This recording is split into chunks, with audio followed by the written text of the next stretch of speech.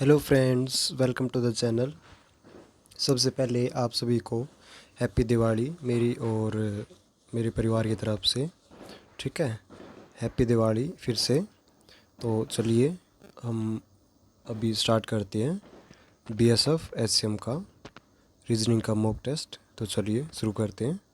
First question हमारा, दिए गए विकल्पों में से उस संख्या का चयन कीजिए जिसका पांचवी संख्या के साथ वही संबंध है जो दूसरी और चौथी संख्या का क्रमशः पहली और तीसरी संख्या से है। ठीक है, तो हमें बताना है कि इस 15 का संबंध किससे दिखा रखा है, 1365 से।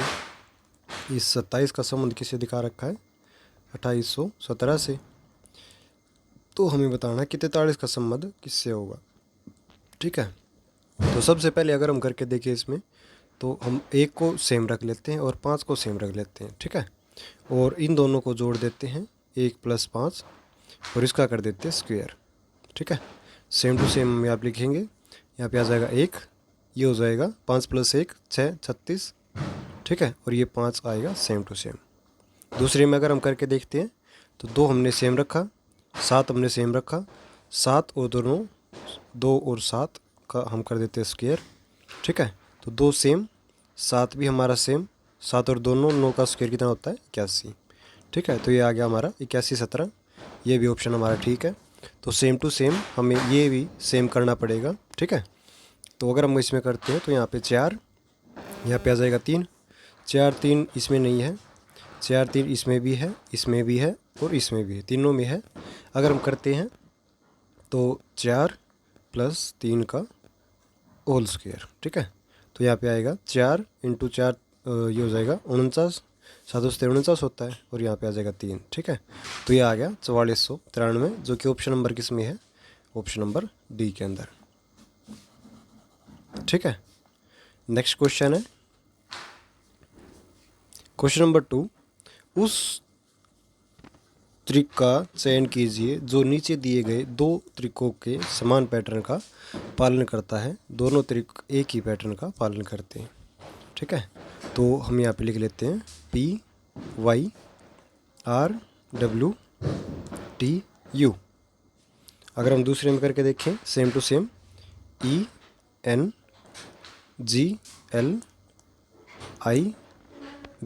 ठीक है, अगर हम इसमें लगाते हैं यहाँ पे, तो ये आ गया हमारा कितने नंबर पे, 16 नंबर पे। ये आ गया हमारा 25 नंबर पे। ये आ गया 18 पे। ये आ गया 23 पे। ये आ गया 20 पे। और ये आ गया कितने पे, 21 पे। ठीक है, तो अगर हम इनके बीच में डिफरेंस देखें तो इनके बीच में +2 का डिफरेंस है, आगे सेम टू सेम +2 का डिफरेंस है। ठीक है, अगर हम इनके बीच में देखें तो इसके बीच में -2 का डिफरेंस है, और इनके बीच में कितना है, -2 का डिफरेंस। ठीक है, आगे अगर हम सेम टू सेम यहाँ पे भी देखें इसमें, तो यहाँ पे आ जाएगा 5, जी में आ जाएगा 7 और आई में आ जाएगा 9, एन में आ जाएगा 14, इसमें आ जाएगा 12 और जे में आ जाएगा 10। ठीक है, सेम डिफरेंस है, यहाँ पे +2 का रखा है, यहाँ पे +2 का रखा है, इसमें -2 का रखा है और -2 का रखा है। तो इसमें अगर हम आगे वाले करके देखिए, ये वाले यहाँ पे दे रखा 4, यहाँ पे दे रखा 5, ये वाला नहीं होगा क्योंकि 2 का डिफरेंस होना चाहिए। ठीक है, यहाँ पे दे रखा 21, यहाँ पे दे रखा 20, यहाँ पे दे रखा 19, ये वाला भी नहीं होगा क्योंकि इसमें भी डिफरेंस 2 का नहीं है। ठीक है, आगे यहाँ पे 13 दे रखा है, यहाँ पे 15 दे रखा है और यहाँ पे 17 दे रखा है। अगर हम इसमें देखते हैं तो यहाँ पे 20 दे रखा है, ये 18 और ये 16। ठीक है, तो हमारा ऑप्शन कौन सा हो जाएगा, हमारा ऑप्शन हो जाएगा ऑप्शन नंबर सी, क्योंकि इसमें सेम टू सेम यही दे रखा है हमारे पास। ठीक है, नेक्स्ट क्वेश्चन है क्वेश्चन नंबर 3। इसमें स्टेटमेंट और कंक्लूजन दे रखा है। तो यहाँ पे फर्स्ट दे रखा है इसमें, कोई पेन पेंसिल नहीं है। तो यहाँ पे हम एक पेन का वो बना लेते हैं, ये बना दिया हमने पेन, और उसके बाद यहाँ पे हम एक पेंसिल का बना लेते हैं। ठीक है, और इसको अलग रख लेते हैं। ओके, ये अलग कर दिया। कोई पेन पेंसिल नहीं है, तो यहाँ पे पेन पेंसिल अलग अलग कर दिए। उसके बाद कुछ पेंसिल काले हैं, तो यहाँ पे कुछ पेंसिल को हम बना देते हैं काले। ओके, तो यहाँ पे ये वाले हो गए काले। ठीक है। अगर हम कंक्लूजन के अंदर देखते हैं तो कंक्लूजन में कुछ काले पेन हैं, कुछ काले पेन नहीं है, तो ये वाला ऑप्शन गलत हो जाएगा। सेकंड, अगर हम देखते हैं कुछ पेंसिल पेन है, कुछ पेंसिल पेन नहीं है क्योंकि इसमें पहले ही दे रखा है, तो ये वाला भी ऑप्शन गलत हो जाएगा। ठीक है, तो कौन सा आ जाएगा? न तो ऑप्शन 1 और न ही ऑप्शन 2 हमारा फॉलो करता है, ये वाला आ जाएगा। ठीक है, option number first. Next question है क्वेश्चन नंबर 4। इसमें दे रखा है 8 व्यक्ति ABCDEF और GH एक आयताकार मेज के चारों तरफ केंद्र की तरफ मुंह करके बैठे हैं। तो हम एक आयताकार मेज बना लेते हैं यहाँ पे। ठीक है, आयत बन गया हमारा ये। यहाँ पे 8 व्यक्ति बैठे हुए हैं इस प्रकार से। ठीक है, यहाँ पे बैठे हुए हैं इससे ऐसे। ओके, तो अभी यहाँ पे अगर देखें तो इसमें A और G के बीच में कितने व्यक्ति बैठे हुए हैं? 2 व्यक्ति बैठे हुए हैं। ठीक है, तो यहाँ पे हम ये रख देते हैं। ठीक है, और 1 2 और यहाँ पे ले लेते हैं हम G। ठीक है, ये वाला हो गया हमारा पूरा, हम इस पर क्रॉस लगा देते हैं। ओके, ये हो गया। उसके बाद G आयताकार मेज़ की एक छोटी सी भुजा की तरफ बैठा हुआ है, तो G भी बैठा दिया हमने। ठीक है, C किसी एक कोने पर बैठा हुआ है, तो C को हम कोने पर बिठा देते हैं। C को हम बिठा देते हैं यहाँ पे। ठीक है, C को बिठा दिया हमने कहाँ पे? यहाँ पे बिठा दिया C को। ओके, ये भी हमारा पूरा हो गया, ये भी कट गया। ठीक है, और B और D के बगल में नहीं, तो बाद में देख लेंगे। H G के बाएं ओर तीसरे स्थान पर बैठा है। H G के बाएं ओर, G के बाएं ओर कहाँ पे हो गया? G का बायां हो गया इस साइड आ जाएगा। ठीक है, तो 1 2 और 3 H आ जाएगा कहाँ पे? H आएगा यहाँ पे। ठीक है, B में की किसी एक बड़ी भुजा की तरफ बैठा हुआ है, तो B को अगर हम बिठाना चाहिए तो यहाँ पे बैठ सकता है। ठीक है, तो हम बिठा देते हैं यहाँ पे। ओके, और E का निकटतम पड़ोसी है, तो E को बिठा देते हैं हम यहाँ पे। ठीक है, B D के बाईं ओर बैठा हुआ है, तो अगर हम बाईं ओर देखें तो D को अगर हम यहाँ पे बिठाते तो D के बाईं ओर ये इस साइड हो जाएगा। ठीक है, तो इनमें से D के सामने कौन बैठा? तो D के सामने कौन बैठा हुआ है? D के सामने बैठा हुआ है G। ठीक है, ये क्वेश्चन गलत भी हो सकता है और ये क्वेश्चन ठीक भी हो सकता है, क्योंकि इसमें पोजीशन यहाँ पे इसकी अलग दे रखी है। यहाँ पे B D के बाईं ओर बैठा हुआ है। ठीक है, तो ये वाला ऑप्शन आ जाएगा, option number first G। Okay, ये वाला। नेक्स्ट क्वेश्चन है क्वेश्चन नंबर 5। अब इसे बिंदुदार रेखा पर मोड़ दिया जाता है, तो निम्नलिखित पारदर्शी शीट के समान कौन सा होगा? तो यहाँ पे ये साइन बना रखे हैं। ठीक है, और इसको मोड़ दिया तो ये साइन उल्टे हो जाएंगे, बिल्कुल सेम टू सेम यहाँ पे आ जाएंगे ऐसे ऐसे करके। ठीक है, तो ये वाला तो बिल्कुल उल्टा है, ये वाला यहाँ पे चला गया, ये वाला नहीं होगा, ये वाला हो जाएगा, क्योंकि ये वाला भी बिल्कुल लास्ट में दे रखा है यहाँ पे, लेकिन ये वाला बिल्कुल उल्टा दे रखा है इसी टाइप से। ठीक है, इसको या मोड़ के यहाँ पे ले आए हैं। ठीक है, मतलब ये इस साइड में गया यहाँ पे। ओके, तो ये ऑप्शन हो जाएगा हमारा option number C। Next question है क्वेश्चन नंबर 6। दी गई आकृति वृत्त लेखकों को निरूपित करता है, ये वाला हो गया लेखक। ओके, उसके बाद त्रिभुज इंजीनियर, तो त्रिभुज हो गए इंजीनियर। उसके बाद वर्ग नर्तकों को निरूपित करता है, तो ये वर्ग नर्तक हो गए। ठीक है, कौन सा क्षेत्र लेखकों और नर्तकों को निरूपित करता है? मतलब इंजीनियर को हम हटा देते हैं यहाँ से। ठीक है, हमने इंजीनियर को हटा दिया, चाहिए नहीं हमें इंजीनियर। ठीक है, तो लेखक और नर्तक कौन से में सेम दे रखे हैं? तो ये दे रखे हैं सेम इसके अंदर, यहाँ पे इस वाले के अंदर। ठीक है, ये वाला जो है इसमें लेखक और नर्तक दोनों सेम दे रखे हैं। ठीक है, तो हमारा ऑप्शन कौन सा हो जाएगा? हमारा ऑप्शन हो जाएगा D C ऑप्शन में, ये वाला। ठीक है, नेक्स्ट क्वेश्चन है क्वेश्चन नंबर 7। निम्नलिखित संख्या और प्रतीक श्रृंखला के आधार पर प्रश्न का उत्तर दीजिए। श्रृंखला में ऐसे कितने प्रतीक हैं जिनके पहले एक विषम संख्या है और बाद में एक सम संख्या? तो मतलब हमें प्रतीक बताना है और उसके पहले एक विषम संख्या होनी चाहिए, ओड नंबर, और उसके बाद इवन नंबर होना चाहिए। ठीक है, तो अगर हम इसको जूम करके देखते हैं तो यहाँ पे क्या कर रखा है, इवन कर रखा है और यहाँ पे ओड कर रखा है, तो ये वाला तो कट गया। ठीक है, ये वाला हमारा कट गया। ओके, उसके बाद अगर ये वाला देखते हैं, यहाँ पे ओड है, यहाँ पे ओड है, तो ये वाला भी कट गया। ठीक है, यहाँ पे ओड है, यहाँ पे भी ओड है, ये वाला भी कट गया। यहाँ पे ओड है, ये वाला तो है ही नहीं। ठीक है, ये वाला इवन हो गया, ये वाला ओड हो गया, ये भी कट गया। ठीक है, अगर हम ये वाला देखते हैं तो यहाँ पे ओड दे रखा और यहाँ पे इवन दे रखा, तो ये वाला हमारा बन जाएगा पहला। ठीक है, तो ये वाला हमारा पूरा का पूरा बन गया।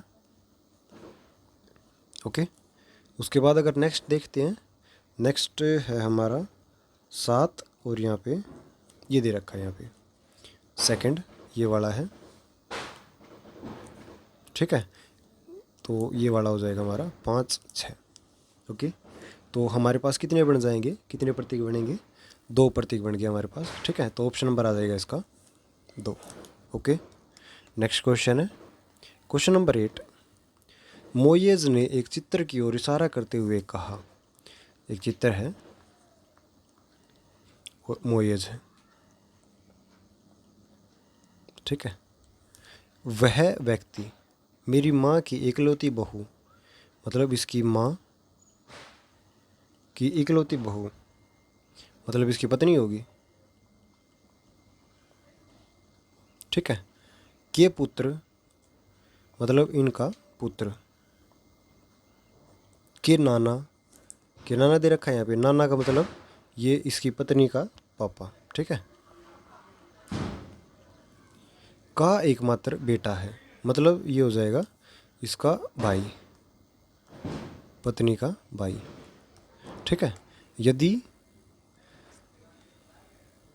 मोयेज का कोई भाई नहीं है, सिर्फ एक बहन को छोड़कर, तो उस चित्र में उल्लेखित व्यक्ति का मोयेज से क्या संबंध है, मतलब ये बताना है इसका इससे क्या संबंध है। ठीक है, तो ये इसका क्या लगेगा, जीजा लगेगा, और ये इसका क्या लगेगा, साड़ा लगेगा। तो ऑप्शन क्या हो जाएगा, उल्लेखित व्यक्ति, मतलब इस चित्र के बारे में बताया, ये चित्र इससे डिफाइन करता है। ठीक है, तो हमारा ऑप्शन कौन सा हो जाएगा, हमारा ऑप्शन नंबर हो जाएगा डी, साड़ा। ओके, ये वाला ऑप्शन हो जाएगा। ठीक है, नेक्स्ट क्वेश्चन है क्वेश्चन नंबर 9। मोहन कुछ दूरी तक आगे बढ़ा और बाएं मुड़ गया। अगर हम देखते हैं, हम इसको इस साइड चला देते हैं। ठीक है, या फिर हम इसको इस साइड चला देते हैं। ठीक है, आगे और कहाँ पर बढ़ गया, बाएं, तो हम इसको, ये हो गया हमारा लेफ़्ट और ये हो गया हमारा राइट, तो बाएं बढ़ा दिया इसको इस साइड। ठीक है, ये साइड आ गया। आगे अगर देखते हैं, फिर वह 2 बार बाएं दाईं तरफ मुड़ा, तो अगर हम इसका लेफ़्ट देखते, लेफ़्ट और राइट, राइट मुड़ेगा ये इस साइड। ठीक है, ये लेफ़्ट, ये राइट, फिर से ये राइट मुड़ गया इस साइड। वह पूर्व की ओर मुँह कर रहा है, तो पूर्व की ओर इसने मुँह कर रखा है। ठीक है, पूर्व की ओर मुँह है इसका। वह प्रारंभिक बिंदु से किस दिशा में बढ़ना शुरू हुआ था, तो प्रारंभिक बिंदु से किस दिशा में था, ये दक्षिण दिशा में चला हुआ था। ठीक है, तो इसका ऑप्शन नंबर कौन सा आ जाएगा, ऑप्शन नंबर ए, दक्षिण दिशा। ठीक है, नेक्स्ट क्वेश्चन है, इसमें स्टेटमेंट और कंक्लूजन दे रखे हैं। तो सबसे पहला स्टेटमेंट अगर हम देखते हैं, इसमें दे रखा है कुछ तौलिए साबुन है, तो यहाँ पे हम तौलिए बना लेते हैं। ठीक है, कुछ तौलिए साबुन, यहाँ पे तौलिए लिख लेते हैं और ये साबुन लिख लिया। ठीक है, सभी साबुन शैम्पू हैं, सभी साबुन को हम शैम्पू बना लेते हैं। ठीक है, यहाँ से इस ऐसे करके इसको मिला दिया हमने। ठीक है, ये साबुन हो गए। उसके बाद सभी शैम्पू ब्रश हैं, मतलब ये वाले शैम्पू भी इसके अंदर आ जाएंगे।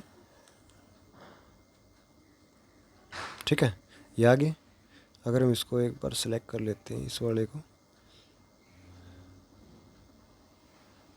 इस वाले को अगर सेलेक्ट करते हैं, थोड़ा सा नीचे ले आते हैं इसको।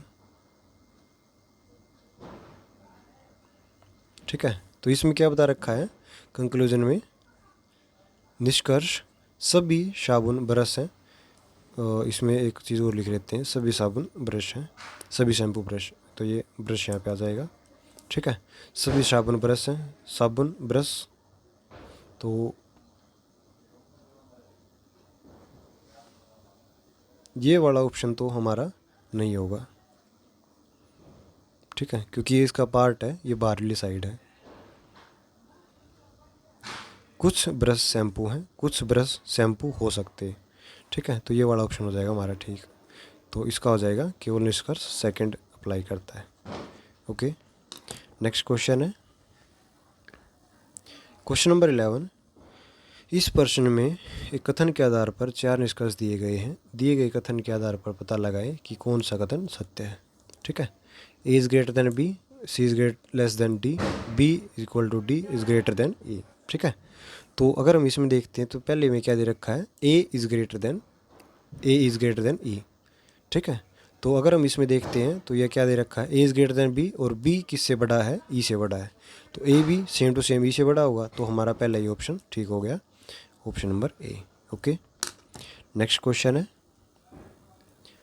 Question number 12।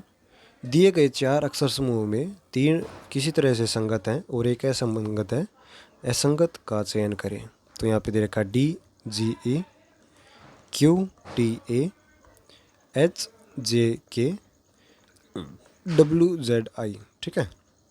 4 7 5, यहाँ पे 17 20 1, यहाँ पे हो जाएगा 8 10, और ये हो जाएगा 11, और ये हो जाएगा 23 26 9, ठीक है। अगर हम इनका देखें तो यहाँ पे दे रखा 3 का डिफरेंस, यहाँ पे भी 3 का डिफरेंस, और यहाँ पे भी 3 का डिफरेंस, लेकिन इसके बीच में कितने का डिफरेंस है, 2 का डिफरेंस है। तो हमारा ऑप्शन नंबर कौन सा आ जाएगा, ऑप्शन नंबर सी, ठीक है। नेक्स्ट क्वेश्चन है क्वेश्चन नंबर 13। इसमें स्टेटमेंट और कंक्लूजन दे रखे हैं। नैना सुनीता को देखती है और उसकी सुंदरता की प्रशंसा करती है। तो निष्कर्ष में देखते हैं, सुनीता नैना की तुलना में अधिक सुंदर है। तो इसमें प्रशंसा बता रखी, ना कि तुलना कर रखी है, ठीक है। तो ये वाला ऑप्शन तो हमारा हो जाएगा गलत, तुलना नहीं करनी है। सुनीता के पहनावे की शैली से नैना प्रभावित हुई है। तो सुनीता की ये ड्रेसिंग सेंस तो इसने बता नहीं रखी, सिर्फ इसकी प्रशंसा कर रखी है, ठीक है। तो ये वाला ऑप्शन भी हमारा हो जाएगा गलत।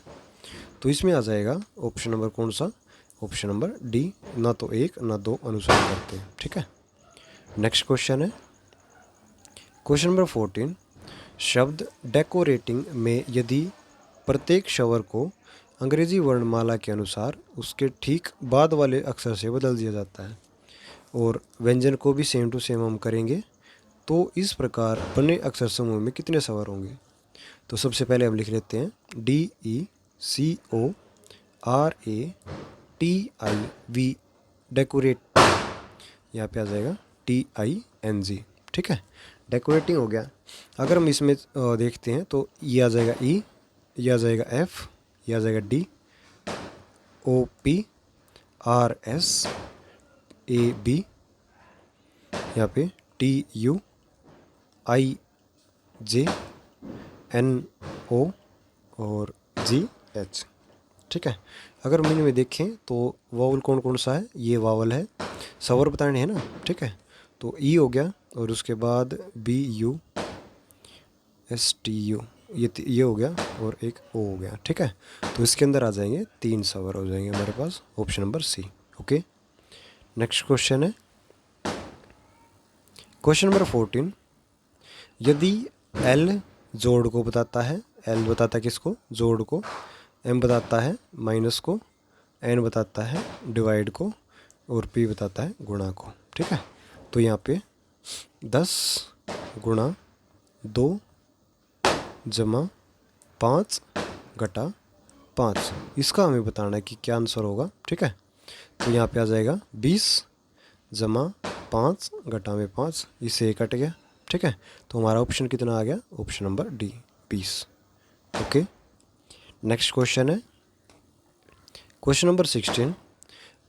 उस उत्तर दिशा का चयन करें जो दी गए प्रश्न चिन्ह में रिक्त स्थान को भरा जा सकता है।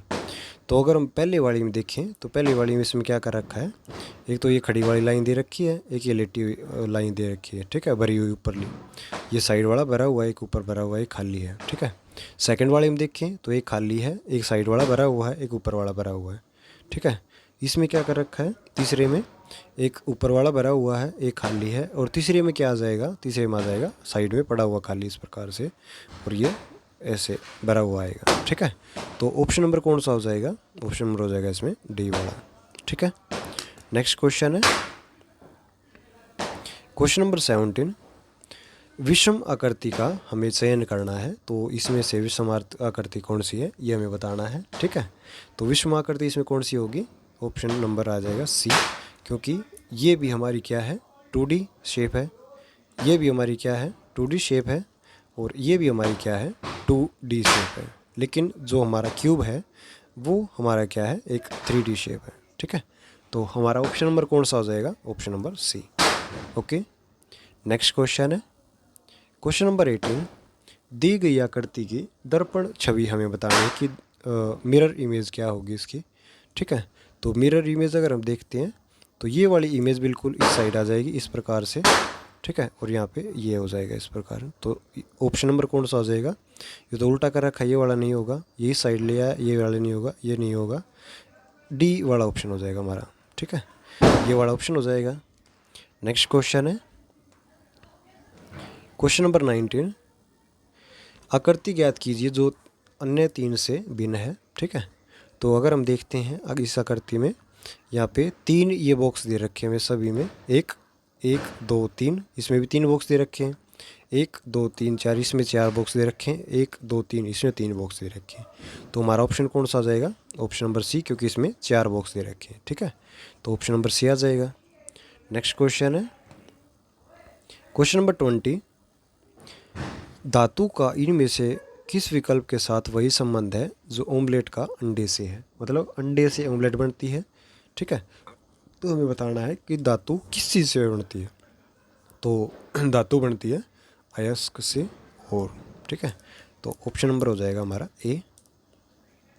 ओके ओके फ्रेंड्स, हमारे जो रीजनिंग के 20 क्वेश्चन है वे कंप्लीट हुए। Thank you.